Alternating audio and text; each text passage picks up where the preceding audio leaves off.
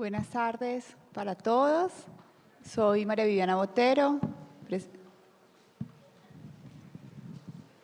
presidenta ejecutiva de ProAntioquia. Es un gusto estar con ustedes y es un gusto conversar con Isabel Delannoy. Bienvenida, Isabel. Quiero primero contarles un poco en qué consiste nuestra conversación del día de hoy. Vamos a hablar con Isabel de la economía del bienestar. Vamos a hablar de los desafíos que como sociedad estamos enfrentando, desafíos sociales, sanitarios, ambientales, que nos obligan a repensarnos, a repensar la economía, a repensar las finanzas, a repensar la forma en que llegamos a los territorios, a repensar ese concepto de cómo vamos a pasar del crecimiento degenerativo al crecimiento regenerativo. Yo quiero tomarme unos minutos para que ustedes sepan quién es Isabel y el privilegio que tenemos de escucharla esta tarde. Isabel es la autora de The Symbiotic Economy, Regenerating the Planet, the Economy and the Society. Es coautora del documental Home. Y su último libro busca esbozar un nuevo paradigma económico al que llama economía simbiótica, que ahora vamos a hablar de eso. Pero además Isabel es directora de Do Green, es cofundadora del proyecto de la Cátedra de Alianza entre la Economía Simbiótica de las regiones del Conservatorio Nacional de Artes y Oficios, forma parte de los comités científicos del Geoparque Natural Regional de Normandía, es miembro del Consejo Nacional de la Orden de Arquitectos, de Better We, Better World, fundado por el Dalai Lama, del Consejo Asesor de Common Earth, del Programa para una Economía Regenerativa del Estado Libre Asociado, del Movimiento de Empresarios de la Nueva Economía y de No More Business as Usual. Isabel, bienvenida. Je voudrais commencer cette conversation. Nous avons déjà parlé de l'économie.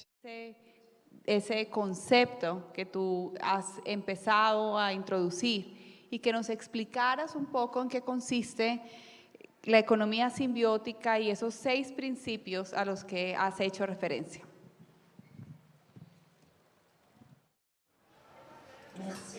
Gracias.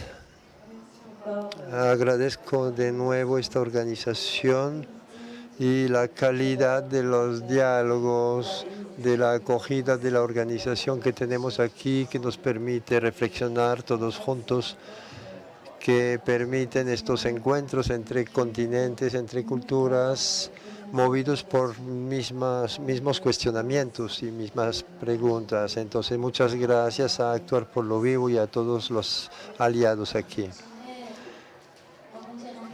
Quisiera retomar un poquito lo que decía esta mañana, pidiendo disculpas de antemano a los que estaban aquí esta mañana, pero primero definir la regeneración. ¿Qué es lo que llamamos regeneración?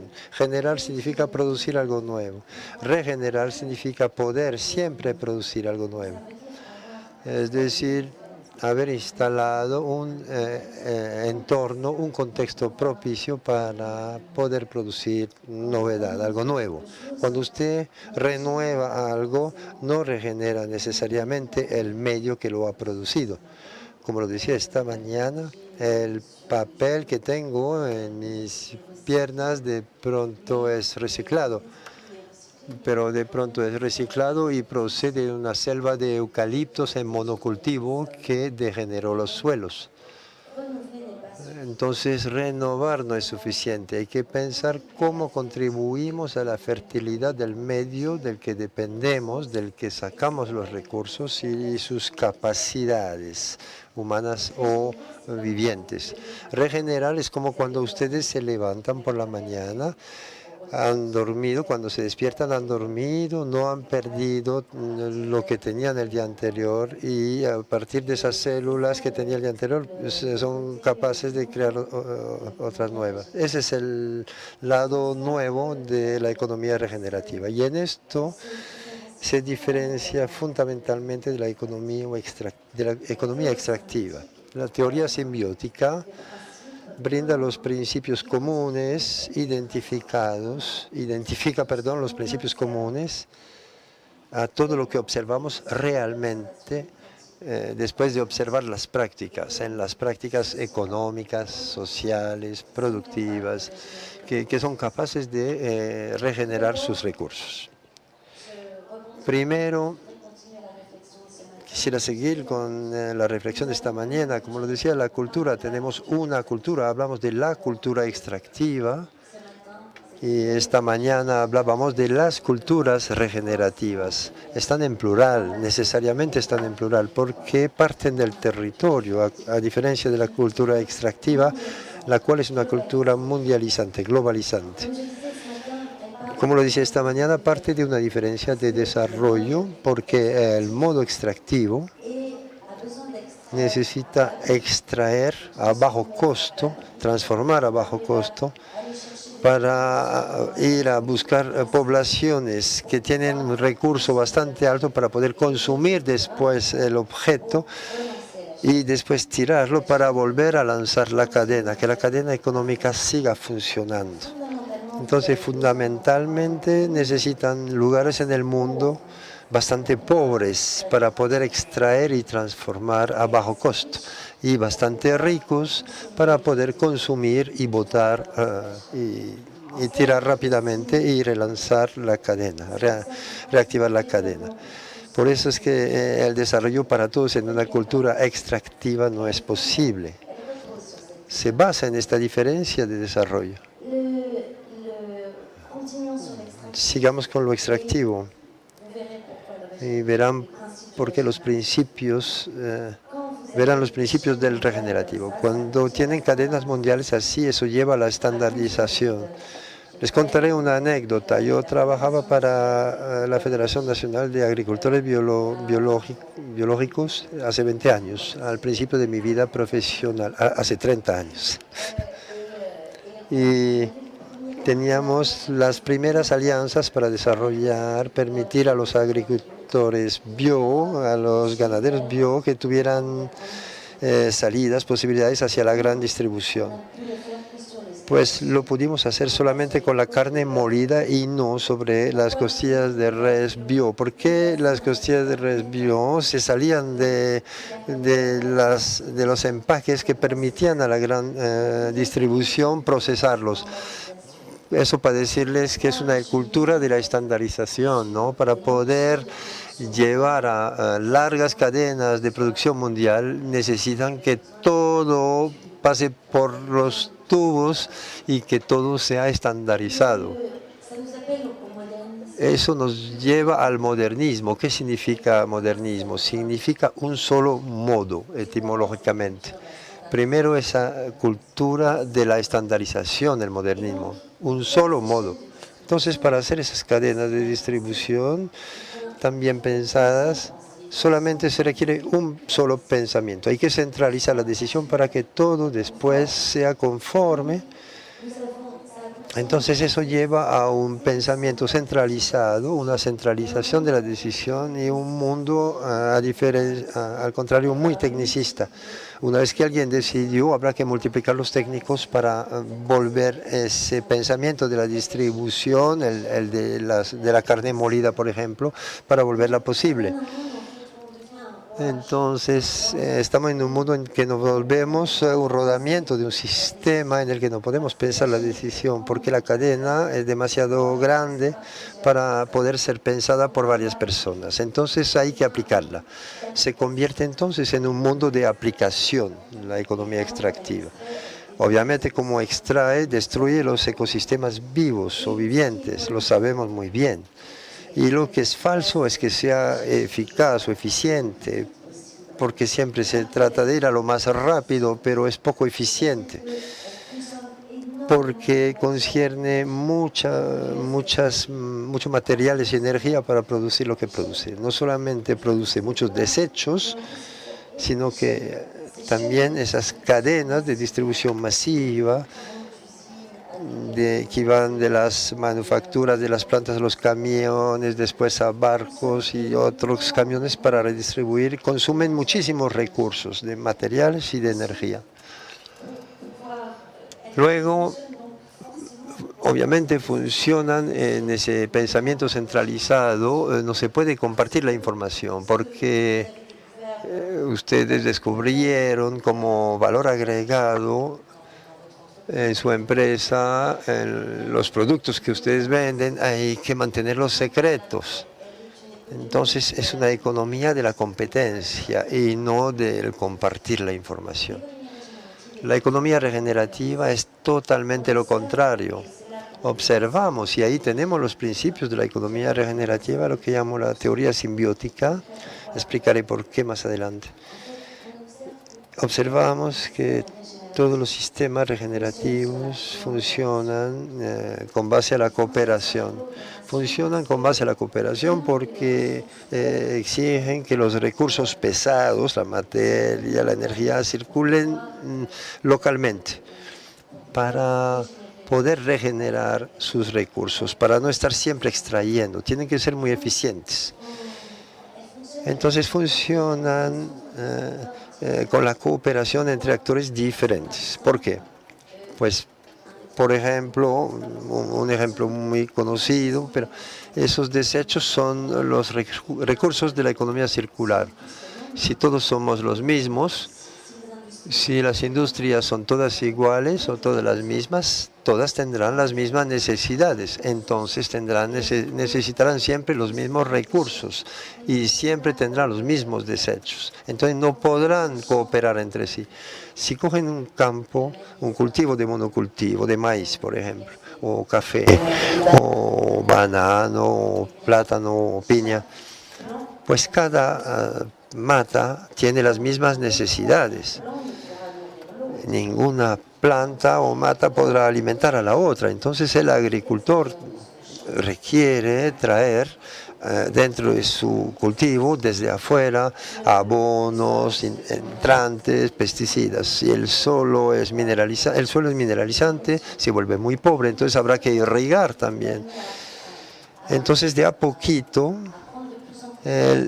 tiene que ir usando cada vez más cosas desde afuera. Cuando ponen plantas complementarias, algunas van a ir a buscar el fósforo en el suelo y podrán alimentar a otras plantas, otras van a sintetizar el nitrógeno, otras van a producir sombra y podrán permitir a las plantas que necesitan sombra desarrollarse, y así hay una complementariedad a medida que las cosas se producen y se vuelve así todo autónomo. Un territorio que solo funcionara con base a la agricultura llegaría a un momento en que, y esta reflexión la escuchamos hace 2 días en Támesis, pues los jóvenes se van a ir porque ellos tienen ganas de tecnología. También ahí hay que tener una diversidad para ser regenerativos. Entonces, una cultura de la cooperación y no de la competencia. Es una cultura de la diversidad y no de la estandarización. Es una cultura de lo local. Se comparten los flujos y para compartir todos esos flujos hay que tener confianza mutua, hay que tener los mismos valores, hay que entenderse. Entonces hay que tener los mismos fundamentales culturales, respetar la cultura de los actores. O sea que es una cultura fundamentalmente de los valores, de las aspiraciones, del multiculturalismo, porque la cooperación es local y requiere que se respete a la cultura, los terruños, los recursos, de hecho, del lugar donde se producen. Entonces ven muy bien que es fundamentalmente una economía descentralizada.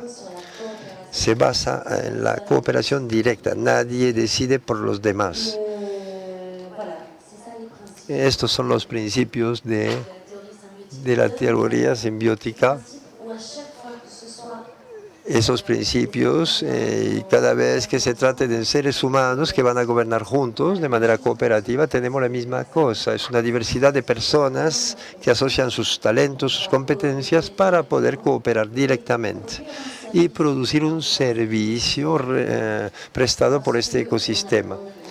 Cuando colocamos diferentes plantas juntas para producir alimento, como lo decía, serán complementarias, van a producir un servicio de alimentación, pero hay servicios de paisaje, servicios de recapacitación de los suelos, de refertilización de los suelos y también de regulación del agua, de regulación de la temperatura, de la erosión. Cuando nos fijamos en ejemplos técnicos, no tengo mi celular aquí, lo dejé en mi silla, pero tengo un celular regenerativo. ¿Cómo puede un celular ser regenerativo? De hecho, sus componentes pueden ensamblarse y deshacerse. Se ha pensado como una caja de Legos. Una caja de Lego tiene unas cuantas piezas, finalmente pueden armar un universo entero. Mi teléfono es así. Yo lo podría desmontar y volver a armar yo misma.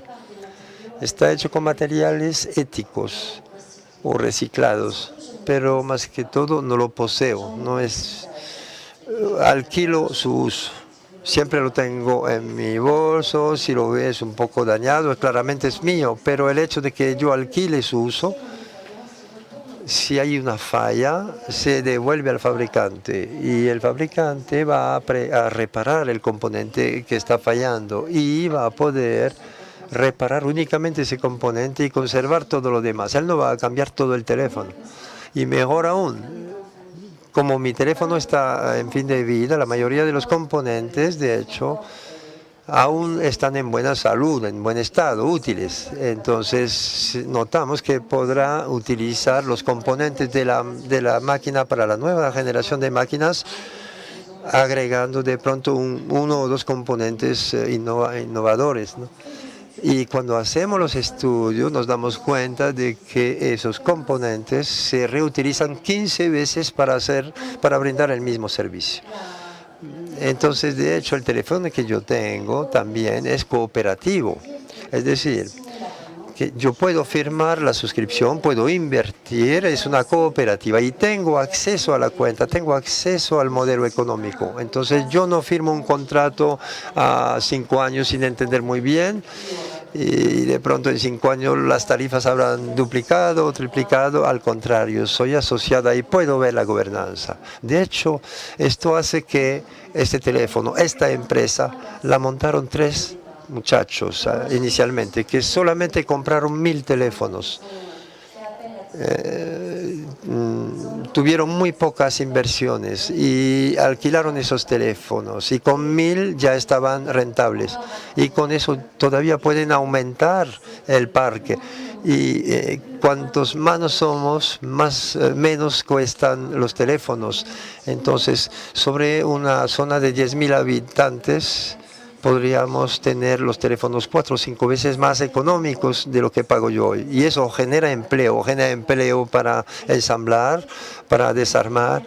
Así que podemos crear lo mismo. Tenemos empresas hoy, podríamos hacer lo mismo para los vehículos, para los electrodomésticos y así reindustrializar nuestros territorios con nuestro pensamiento regenerativo. No solamente vamos a reciclar los desechos, sino que vamos a pensar para que los componentes de las máquinas vuelvan a los fabricantes y sean cooperadores.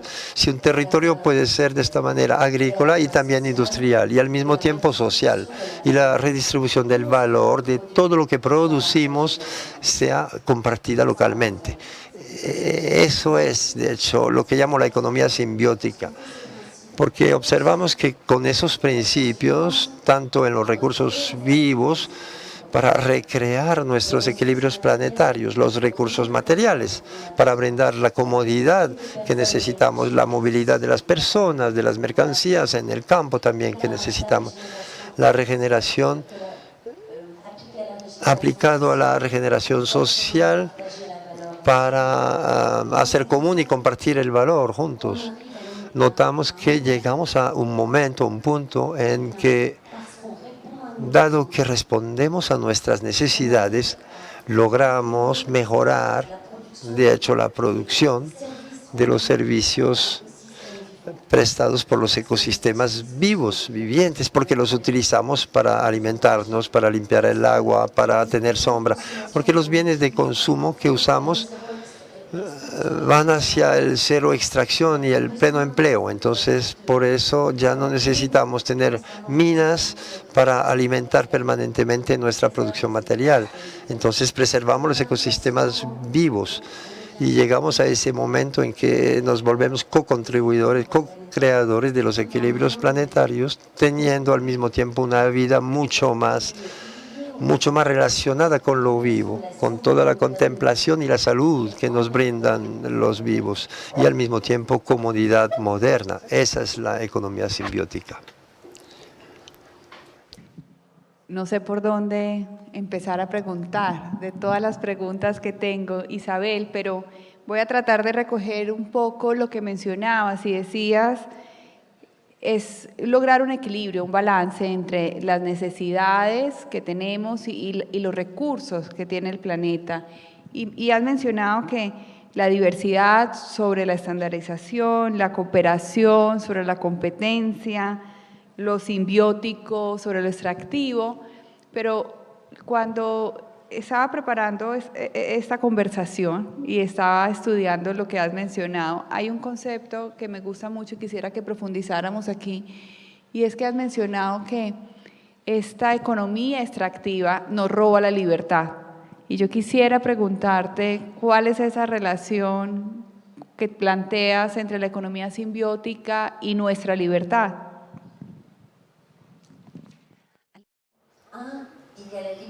Uno está la libertad relacionada con los servicios brindados por los ecosistemas vivos.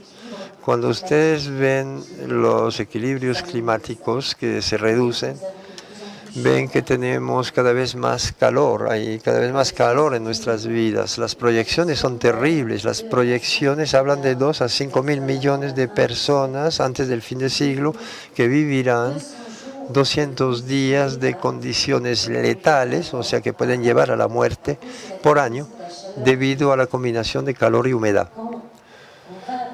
Cuando vamos hacia esas condiciones climáticas, empezamos a vivir bajo una atmósfera controlada en nuestras oficinas, casas climatizadas, y ya no se puede aguantar afuera. Entonces, vivir en ciudades con atmósfera controlada, eso es accesible, no es accesible ni para los más pobres ni para los más libres, porque esto exige muchísimos recursos y exige administrarlo mediante datos, y vemos hoy en día hasta qué punto los datos nos siguen si no nos cuidamos. Yo pienso en las redes sociales ante todo. Todos los sistemas son los garantes de los sistemas vivos son los garantes de nuestra libertad, porque no necesitan mucha tecnología. Cuando se requiere mucha tecnología, son las empresas muy capitalistas, muy inaccesibles a las empresas que trabajan con principios simbióticos, son más bien las más pequeñas en general. Los ecosistemas vivos nos brindan la comida, la regulación del clima, del agua, permiten esta libertad de estar en lo vivo, entre los vivos. Yo, por ejemplo, tengo menos libertad ya. Mi infancia fue menos libre que la de mis padres, que crecieron en el campo. Y sin embargo, mi infancia fue más libre que la de mis hijos, porque para ellos es difícil hoy salir en una ciudad que no está hecha ya para vivir afuera. Entonces, los sistemas vivos son los garantes de nuestro bien y de nuestro bienestar y de nuestra libertad. Luego, ustedes pueden innovar con estos sistemas que les comentaba del teléfono. si es a un nivel de territorio, ustedes tienen la posibilidad de dar su opinión, tienen la posibilidad de expresar sus necesidades. Todos los sistemas regenerativos, cuando vemos que se ponen realmente a florecer, se vuelven una necesidad de la población, porque cooperamos con lo que nos interesa sobre nuestras necesidades. Cuando les contaba lo de mi teléfono, o cuando les cuento los jardines o las huertas cooperativas, uno puede ir a recoger una parte de la producción, puede ser una cosecha directa para la población y otra parte puede exportarse y el ingreso puede ser compartido para las personas de la cooperativa local que han permitido esa huerta. Entonces, ustedes brindan acceso a muchas cosas y esta es la libertad que tienen. Es decir, que la libertad del individuo, su riqueza, se convierte más en lo que le ayudó a dar acceso a todas esas cosas que su entorno le permite acceder, más que lo que capitalizó o lo que tenga en el bolsillo le permite acceder. Entonces, esto da esos sistemas regenerativos, en particular cuando se combinan, y eso se vuelve el terruño de esa libertad. Cuando los agricultores no tienen acceso a la movilidad de su mercancía, se convierten en limitados, porque no son ellos que van a asegurar la distribución y transformación de mercancía. Si hay sistemas de movilidad cooperativa que les permiten llevar sus productos fácilmente al mercado, podrán diversificar de nuevo sus cultivos, podrán ser más libres también y tener cultivos más diversos y resilientes y multiplicar sus medios de difusión. Estoy buscando el término en francés, de los medios de distribución de sus productos. Entonces, es cuando creamos esos sistemas regenerativos, estamos creando un acceso a una abundancia, pero una abundancia a la cual contribuimos. El sistema extractivo crea una abundancia individual que se trata de capitalizar para meterse el dinero al bolsillo para acceder a muchas cosas. Esta es la diferencia. Entonces brinda acceso a una libertad mucho mayor para todos, porque cada uno, de hecho, puede desarrollar su bienestar nutricional, su bienestar para poder crecer, pensar que si le apasiona la técnica, saber cómo se puede ensamblar ese teléfono de manera más óptima, agregando un módulo, etc. Eso permite la expresión del genio, de la ingeniería humana y de la ingeniería de lo vivo. Sí, Isabel, escuchándote, pues genera mucha ilusión ese mundo que planteas y yo creo que a todos nos evoca épocas donde vivíamos probablemente con menos presión, más tranquilos, pero tengo una reflexión y es la siguiente. Todo lo que mencionas, en mi cabeza inmediatamente surge la idea, ¿cómo es compatible este planteamiento de una economía simbiótica con un sistema en el que pareciéramos estar atrapados y donde todos los incentivos están alineados hacia todo lo contrario, hacia una economía extractiva, hacia el éxito individual, hacia la globalización? La pandemia nos lo mostró también, lo interconectados que estábamos. La tecnología nos lleva cada vez a conectarnos mucho más.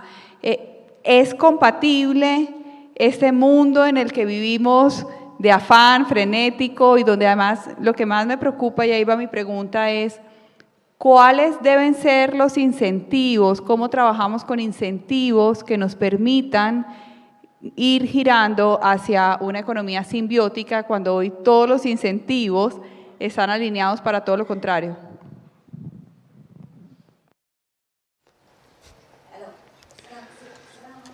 no es un mundo que propongo, finalmente, es un mundo que yo observé.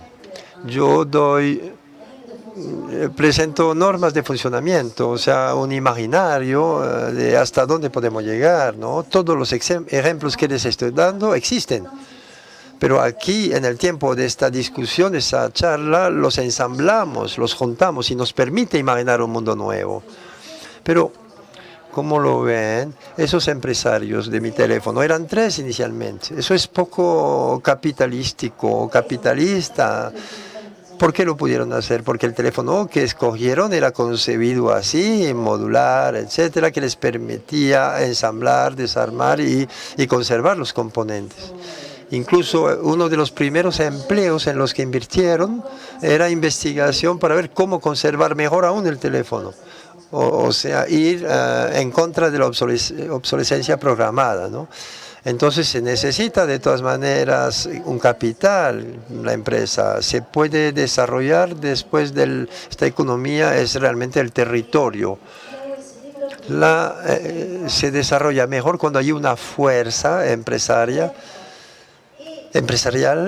unos habitantes y la colectividad. En algunos países es más fácil que en otros, o donde haya fuerza pública que permite una primera inversión, una primera estructuración. Y en ese momento se arma algo como un encuentro entre el bottom-up, lo que sale de abajo, y el top-down, lo que viene de arriba, la decisión que viene de arriba. Y el bottom-up se agota solo, el top-down solo aplasta, y el encuentro entre los dos hace que uno brinda los medios a esta diversidad, a esta particularidad, tiene esta particularidad, de desarrollarse. Cuando acompañamos con nuestra empresa simbiótica territorios o organizaciones, siempre hablamos de las necesidades. ¿Cuáles son sus necesidades? De movilidad, de hábitat, gestión de desechos. A partir de ahí trazamos un relato, como lo acabo de hacer, ensamblando, juntando las cosas. Partimos de las necesidades, pero no necesariamente de los problemas a resolver. Hablamos de las necesidades y aspiraciones de la gente, porque queremos construir otra cosa. Cuando hablo de los problemas a resolver en una actividad, nos mantenemos fundamentalmente en esta actividad. O sea que hay que construir un espacio en otra parte, donde no vamos a decir cómo hacer para llevar mejor ese teléfono a la basura pública, a la descarga. No, pensamos en el sistema de ensamble, distribución e inversión en los teléfonos. Partimos así, ¿no? Partimos juntando la inversión. Necesitamos inversión, pero no tanta. Necesitamos a los habitantes para entender sus necesidades y para que vengan a consumir los productos de esta economía localmente, que sientan que es su economía. Y solemos necesitar una fuerza que puede ser la colectividad, puede ser una organización que en algún momento tenga los medios para estructurar eso y también iniciar este desarrollo. No sé si respondí a la pregunta. Sí, ahorita que estábamos conversando, hablábamos de ProAntioquia y tú me decías que ProAntioquia es un buen ejemplo de esa economía simbiótica y de esa unión entre alinear diferentes actores, exacto, actores públicos, privados, organizaciones sociales, académicas. Y quiero preguntarte, en esa nueva economía del bienestar, que lo que busca al final es un proyecto humano en común, ¿cómo se mide el progreso en esta economía del bienestar? Estamos tan acostumbrados a medir todo que la pregunta es, en esto que pareciera un intangible, ¿cuál es la mejor manera de medir el progreso? No tenemos los indicadores de la regeneración, no tenemos sistema de evaluación de la regeneración. Entonces, por eso es que yo inicio una tesis justamente para poder hacer esos sistemas de evaluación. Y lo importante para mí al menos, es evaluar el potencial así del sistema, el potencial a darnos sus capacidades, sus recursos. Esos indicadores son indicadores del bienestar en los que vamos a mirar cómo regeneramos, si regeneramos bien el sistema de lo vivo, si regeneramos bien los suelos, la regeneración social, del vínculo social, el aumento del potencial para los ciudadanos de tener empleos más diversos, poder escoger, de hecho, lo que quieren hacer, empleos de calidad. Eso exige diversidad de las actividades también a las que pueden acceder. Estamos regenerando bien las partes involucradas, porque es un sistema de partes involucradas. Entonces, ustedes ven que regenerar lo financiero, eso ya lo hemos medido desde que existe la ciencia económica. Eso sí lo sabemos hacer. Pero lo importante es saber si podemos regenerar esos 4 aspectos. Y, en efecto, hoy no disponemos hoy en día de las herramientas o sistemas de indicadores completos. Tenemos iniciativas así en el mundo, pero es muy importante porque si yo les digo, ¿están seguros de que ustedes todos individualmente tendrán los recursos ecológicos, económicos y sociales mañana para vivir y seguir con sus actividades? ¿Quién me responde sí? ¿Quién me responde que sí en este auditorio? ¿Quién está seguro que mañana tendrá los recursos económicos y sociales, ecológicos, económicos y sociales para vivir? Nadie. Eso es lo que tenemos que medir. Tenemos que medir la regeneración de sus recursos para estar seguros de que mañana todos tengamos, cada actor lo puede poder medir, recursos ecológicos, económicos y sociales que los tendrá mañana, pues debe estar seguro que los tendrá para desarrollarse. Isabel, parte de lo que hemos conversado pasa porque cada uno de nosotros se apropie de esos conceptos y lo entienda muy bien y sea parte de nuestra cotidianidad, del día a día, que no sea una charla muy especial, donde venimos a hablar una sola vez y nos vamos, sino que en el día a día de cada uno de nosotros entienda que eso es posible y que todos podemos contribuir. Yo quiero preguntarte justamente eso. ¿Qué podemos hacer nosotros desde ya? ¿O qué podemos dejar de hacer desde ya para ir moviéndonos hacia esa economía del bienestar? Cette économie du bien-être. Alors, si ustedes tienen sistemas como mi teléfono, si los tienen que ir hacia esos sistemas. Nunca tendremos la comodidad que tenemos hoy o ampliarla sin seguir impactando la tierra. Hay que dejar la tierra tranquila durante un tiempo. Tenemos que dejar de tratar de poseer siempre nuestros bienes en equipos, porque si no, no se van a regenerar y terminarán en la descarga. Entonces busque alrededor de ustedes si tienen esto primero. Luego, para no destruir más hábitat vivo, para regenerar este hábitat que vive, hay que sembrar. Siembren en sus balcones, en sus huertas, en sus jardines. Siembren, porque esto es lo que va a permitir traer de nuevo insectos, alimentar los pájaros, volver también a climatizar el ambiente, retener el suelo, retener el agua. Si ustedes todos tenemos una ventana o un balcón, al menos una ventana, siembren, aunque sea.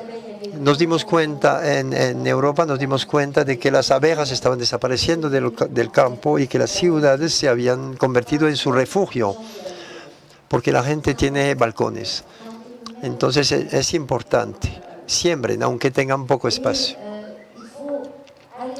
Y hay que ir justamente, cuando compramos alimentos, hay que ir hacia la agricultura regenerativa, porque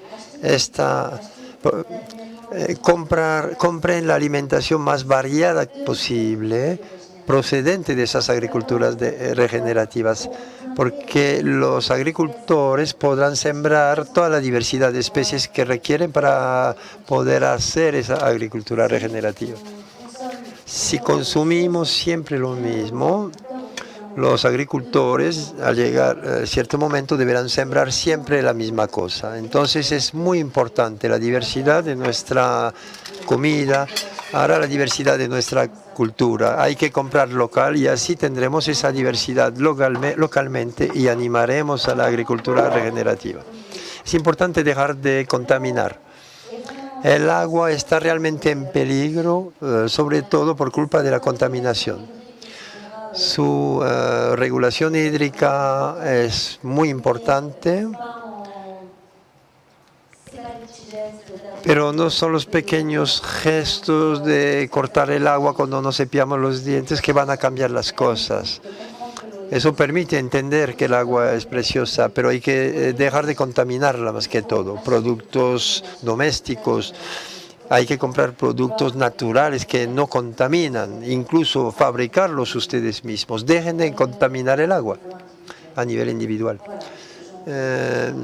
Y aquí el tipo de cosas, les repito, estén pendientes, atentos a los bienes de consumo de esos nuevos sistemas cooperativos. De pronto ustedes tienen ya aquí en Colombia. Y actúen sobre la alimentación y sobre el hecho de sembrar al máximo todo lo que puedan ustedes mismos. Claro, eso me anima a contarte de dos experiencias que tenemos en Colombia, justamente, y de las que ProAntioquia hace parte, pero que no está solo, porque trabajamos con muchos actores. Quiero contarte y contarles a todos de dos proyectos que creo que simbolizan bien lo que mencionas. Uno es la apuesta que tenemos en ProAntioquia por la implementación de los acuerdos de paz.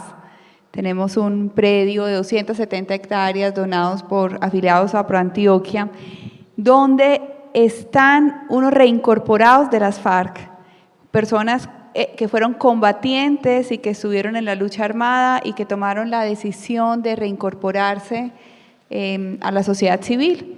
Y ahí tenemos unos proyectos productivos que quiero hacer la cuña para animarlos a que los apoyen: piscicultura, limón, un café que te vamos a regalar inmediatamente. Y ese es un buen ejemplo de lo que estás proponiendo. Pero también tengo que decirte, Isabel, que es una apuesta difícil, donde todos los días nos enfrentamos con problemas, bueno, el incentivo para dejarlo sería muy sencillo y sin embargo ahí seguimos porque estamos convencidos que ese es el camino correcto.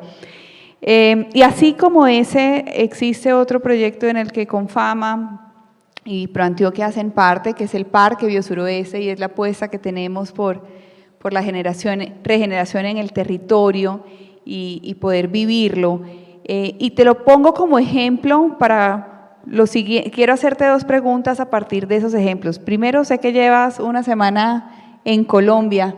Lo primero que te quiero preguntar es ese país diverso en cultura, en las especies, con tanta diversidad. Quiero preguntar tu reacción. ¿Cómo te has sentido? ¿Cómo te ha parecido? ¿Y cómo ves el potencial de Colombia justamente para eso que estamos hablando? Y preguntarte si tienes, así como tengo esos ejemplos de Colombia, algún ejemplo internacional que nos permita a nosotros inspirarnos y entender y aprender de cómo debería hacerse.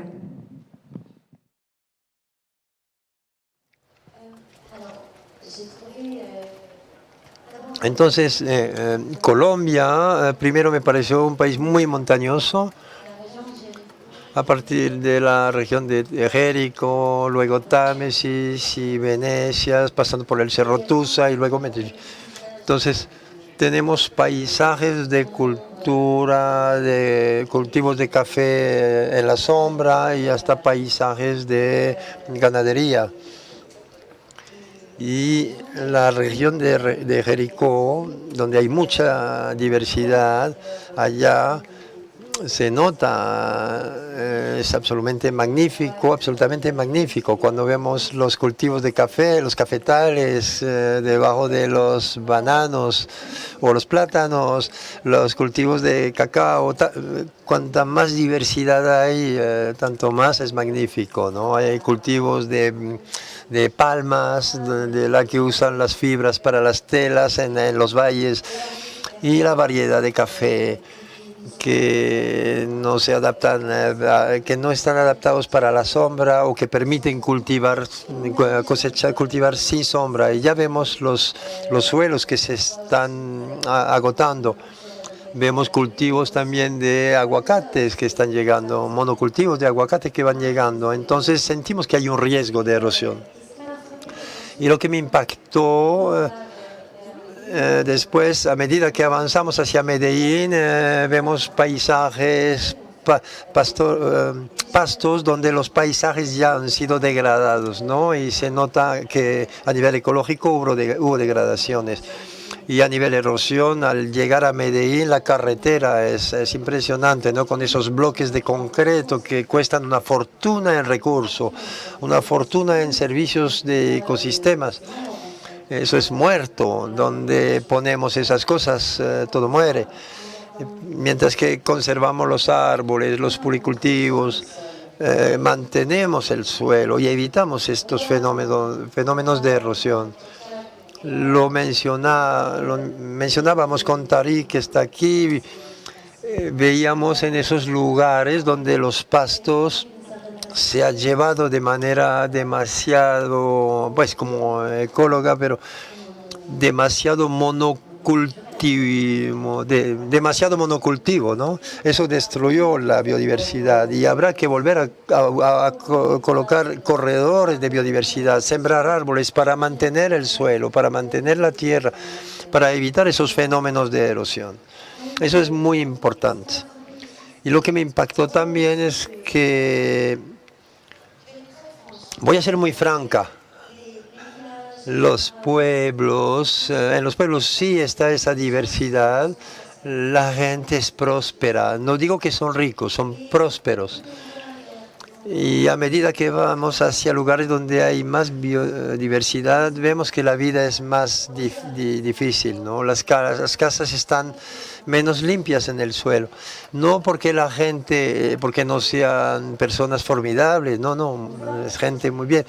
Pero se nota bajar la prosperidad y las condiciones de la dignidad humana también van disminuyendo. Se podría hacer un cuadro, una tabla ahí como una caricatura poniéndola. Si pusiéramos las fotos a medida que avanza el camino, ¿no? Tenemos una correlación entre la biodiversidad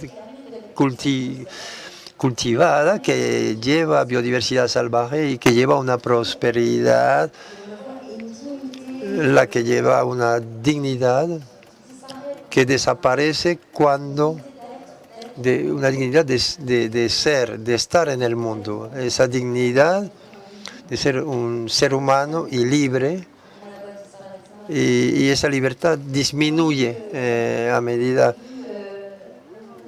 Eso me impactó. Este punto de vista sobre los territorios, sus experiencias nos podrían inspirar, ¿no? Cuanto más biodiversidad tenemos, cuanto más diversidad tenemos, más mercados podremos abarcar. Eso es importante, ¿no? Activar primero la población para que pueda hacer un ecosistema con sus productores, de hecho. Es como mi teléfono. Es porque el fabricante, el productor y el consumidor están cercanos, que es práctico. Aquí va a ser lo mismo. Le permitirá al agricultor conservar sus productos y brindar productos sanos. Los japoneses dicen, eso se hace el ojo en el ojo, ojos en los ojos, ¿no? Cuando hacemos comercio nos tenemos que mirar a los ojos, porque si hago comercio contigo te quiero dar cosas buenas. En Japón también, en el Japón se inventó un modo de intercambio con los agricultores y después se expandió en el mundo entero. Se llamaban los kekei, es decir, que los habitantes eran las mamás después del escándalo de la contaminación de la bahía de Minamata, hicieron contratos con los agricultores para decirles, les traemos dinero para tener locales sanos, sin pesticidas, frescos, para que ustedes nos alimenten todas las semanas. Y eso permitió a los agricultores tener tesorería, fondos para saber que podían ir a vender y pudieron empezar a cultivar de manera más diversa.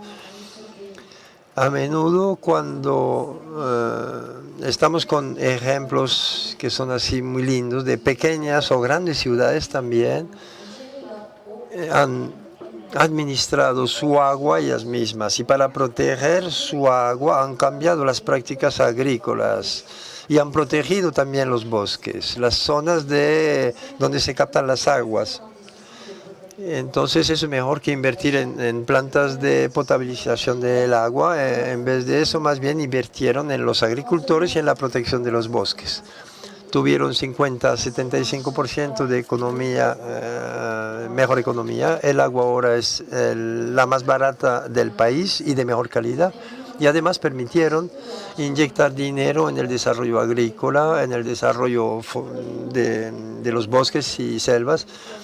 Y también el turismo se convirtió en turismo regenerativo, turismo de calidad. Las plataformas de compra en Internet han permitido también reunir todos esos actores que producían localmente y regenerativamente con una sola marca. Y así empezaron a ser conocidos por los consumidores. Y así en la región de Nueva York, eso trajo $100 millones por año como ventas, digamos, turísticas. Entonces esos bosques y las zonas donde se capta el agua son protegidas por la agricultura y por los bosques. Entonces, con esos contratos que se hacen con los agricultores, eso permite seguir beber agua de calidad y genera un vínculo. En Nueva York saben que su agua viene de esas montañas. El otro día hablábamos de una encuesta hecha en Medellín, de dónde viene su agua, y la gente respondía de EPM, de la compañía EPM, de la llave, pero nadie dijo el agua viene de más allá, ¿no? Todos se limitaron a la llave o a EPM. Entonces eso genera prosperidad. Tiene un habitante del Togo que hizo un Fab Lab, como unas fábulas de callejeras, con impresoras 3D y con unas pocas herramientas. Es un lugar donde se mutualizan las herramientas y se ubicó en la calle. Entonces los habitantes han empezado a venir a visitarlo, a verlo y a decir: lo que pasa es que yo necesito una mesa, y otro, yo necesitaría una cosa o aquella. Y de a poquito empezaron a fabricar lo que necesitaban en el Fab Lab y empezaron a crear agencias nuevas de innovación, de tecnología, una startup, porque aumentaron las herramientas en su laboratorio, conectaron computadores, crearon objetos, la receta del objeto o el plan del objeto o del componente que estaba en OpenSUN se podía compartir, y a medida han creado los equipamientos que necesitaban y para reparar los equipamientos que necesitaban. Hablaba con Hugo Jamois, quien ha hecho la apertura de ese festival con Stéphane Cocho-Granvaux. Me contó que en su pueblo siempre tienen una huerta en la que se aprende a cultivar 4 tipos de plantas: las plantas nutritivas, las plantas de tinte medicinal, las aromáticas y las plantas sagradas, y que era un lugar de fabricación de la comunidad y de aprendizaje también de la autoridad parental y del vínculo intergeneracional. Entonces, en este jardín todos cultivan, todos aprenden y todos reconocen sus plantas y eso crea un vínculo intergeneracional. Necesitamos esos lugares de práctica de lo viviente, de lo vivo. Imagínense que tuviéramos esos lugares en nuestros barrios, en nuestros pueblos, para conocer esas plantas, como en el Togo, con ese laboratorio en el Togo, para aprender a concebir de manera diferente y a producir los bienes de equipamiento que necesitamos. Que al lado tengamos un café donde podamos conversar y montar las cooperativas para poder sentarse con los agricultores, con la producción de energía. Ahí sí generamos un corazón regenerativo. Como lo decía François, eso se convierte en un catalizador, ¿no?, del desarrollo del territorio en ese momento.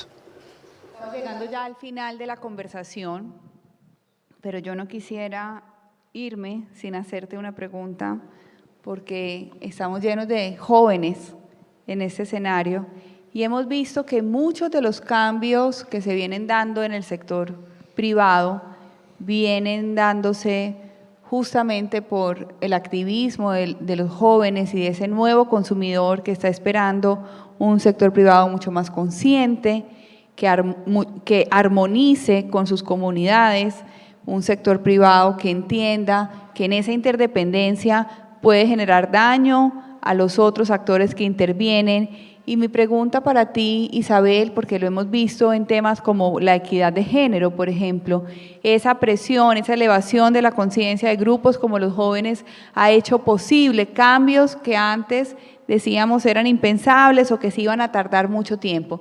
Quisiera despedirme escuchando de tu parte un mensaje para los jóvenes que hoy nos escuchan y cómo ves el poder que tienen los jóvenes hoy en día para empezar a propiciar y sobre todo acelerar cambios como esa nueva narrativa que hoy hemos estado trabajando contigo.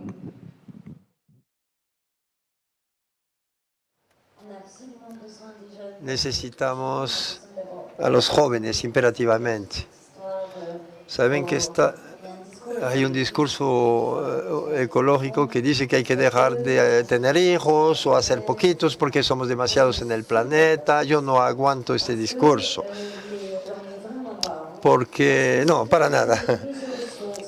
Porque los que más consumen recursos son los que no tienen hijos, son los países industrializados. Y en esos países industrializados los que más recursos consumen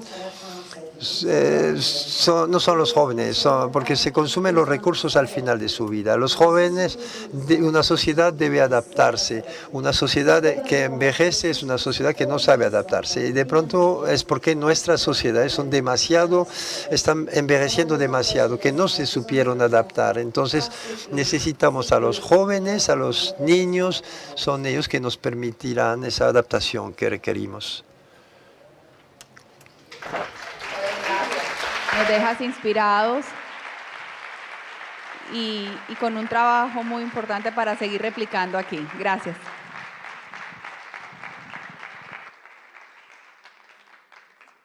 Merci beaucoup à vous.